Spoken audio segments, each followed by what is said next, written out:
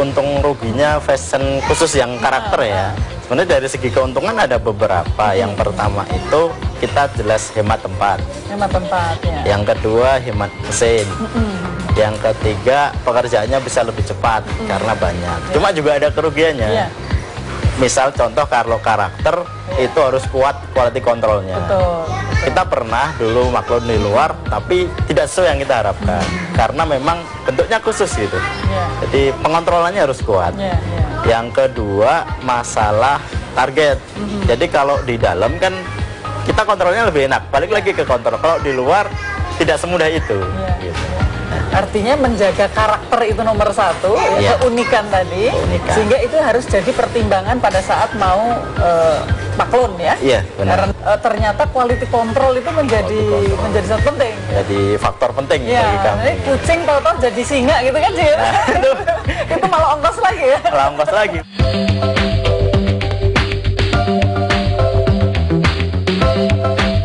Pasar mana yang sedang dibidik sama Mas Arief ini? Oh iya.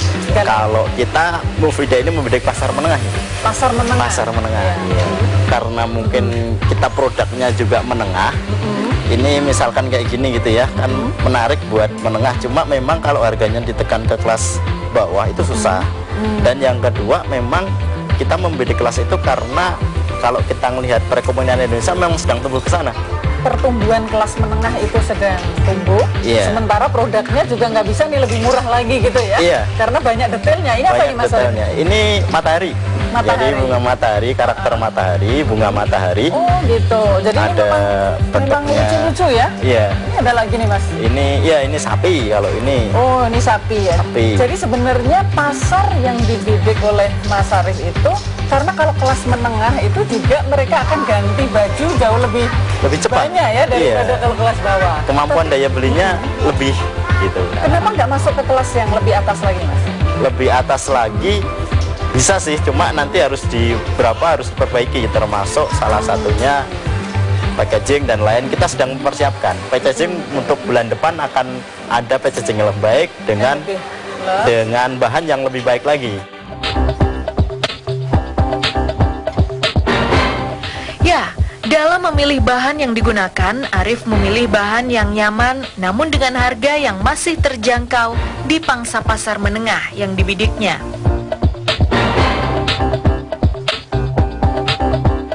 Selain menggunakan bahan kaos yang nyaman, pemilihan warna juga sangat penting dalam memproduksi pakaian anak. Seperti khas karakter anak yang ceria, maka warna bahan pun dipilih yang berwarna cerah. Kita ada agen di Malaysia, kita ada juga di Amerika yang beli, karena lewat online gitu.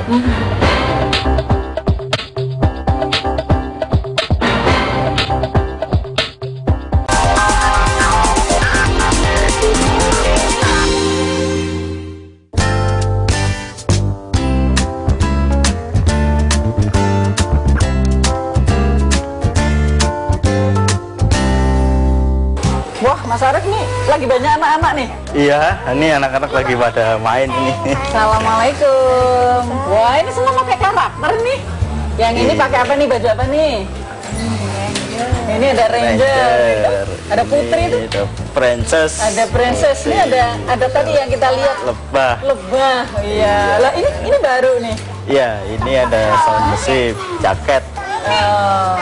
Jadi untuk mengikuti tren salah satunya memang mengikuti produk yang tren. Kan ada yang terus modelnya begini mengikuti tren, ada yang tidak mengikuti tren. Misalnya kalau ini termasuk Ranger ini agak panjang gitu. Iya, agak panjang. Yang model panjang begini nih, contohnya lebah.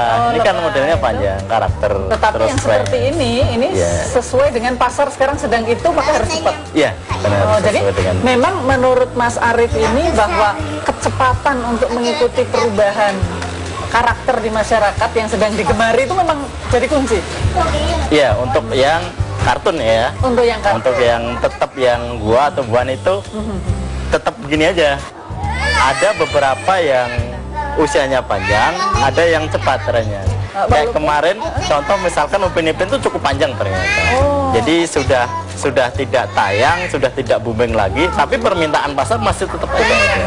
Iya. Tapi setelah itu biasanya terus sudah menurun. Ya, menurun. Sehingga sebelum ini menurun harus ada karakter harus baru. ada yang baru yang biasanya Mas Arif dari mana ide untuk mencari sekarang yang tak pilih itu Sonship misalnya gitu.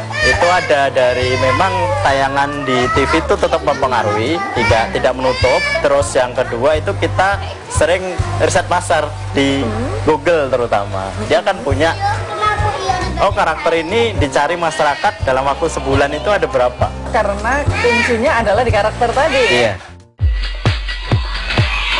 Dalam mengembangkan usahanya, Arif memilih mengandalkan pemasaran secara online melalui berbagai media di internet. Mulai dari web, blog, hingga situs jejaring sosial seperti Facebook dan Twitter. Menurutnya, cara ini lebih efektif memperluas pasar hingga seluruh Indonesia, bahkan mancanegara. Selain itu, biaya yang dikeluarkan juga jauh lebih murah ketimbang harus menyewa atau membeli outlet di tempat strategis. Semua sosial media kalau bisa dimanfaatkan untuk... Iya, benar. Dimanfaatkan untuk proses penjualan ini. Iya. Seperti yang kita ketahui bahwasanya Indonesia kan nomor 2 pengguna Facebook terbesar. Iya, luar biasa. Luar biasa. Dan itu kalau kita perdetail lagi, usianya 40% itu didominasi usia 18 sampai 24 tahun. Kita bisa perdetail lagi berdasarkan gender, berdasarkan tempat tinggal. Nah, itu yang kita coba optimalkan untuk mendukung marketing. Apa sih Mas kelebihannya kok memilih untuk menggunakan media online ini? Online. Secara umum yang pertama, lintas tempat. Gitu.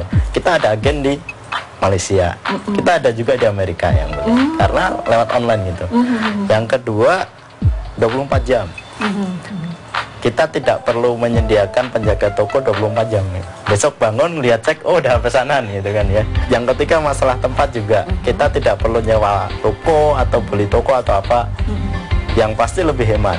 Nah, jadi kalau untuk lewat online ini yang pembelinya itu end user semua atau ada reseller, ada agen, ada? Ada reseller, ada agen. Tapi semua dengan online ya, pesannya dengan online. Iya. Oh gitu. Hampir 100% lah. Ada 1-2 yang tetangga atau apa tahu terus datang ya masa kita menutup diri itu yang mempersilahkan. Tapi pada prinsipnya hampir 100% online. Kita ada di sistem distributor, agen sama reseller. Oke. Jadi kita bidik mereka, bahkan sekarang ada dropshipping. Dan ternyata kita adopsi sistem itu berjalan dan itu cukup baik gitu.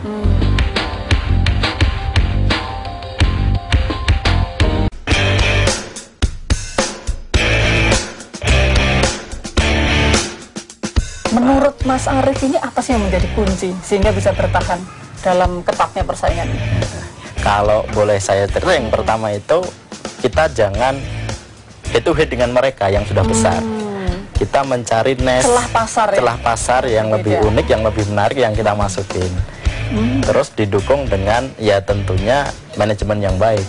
Dengan manajemen yang baik tadi kan bisa menekan ongkos. Mungkin kita bisa bertahan sampai segini dan saya yakin akan lebih besar lagi untuk tahun-tahun berikutnya. Memang strateginya harus dari dua sisi kalau tadi Mas Arif sampaikan ya. Yang pertama dari sisi pasar, yang kedua dari sisi strategi cost ya. Pasarnya betul-betul harus jeli untuk memilih atau membidik pasar yang itu masih ada. Sehingga tidak head to head dengan ada perusahaan besar jualan kaos langsung kita head to head itu menjadi sulit ya. Wah, itu berdarah-darah. Berdarah-darah gitu.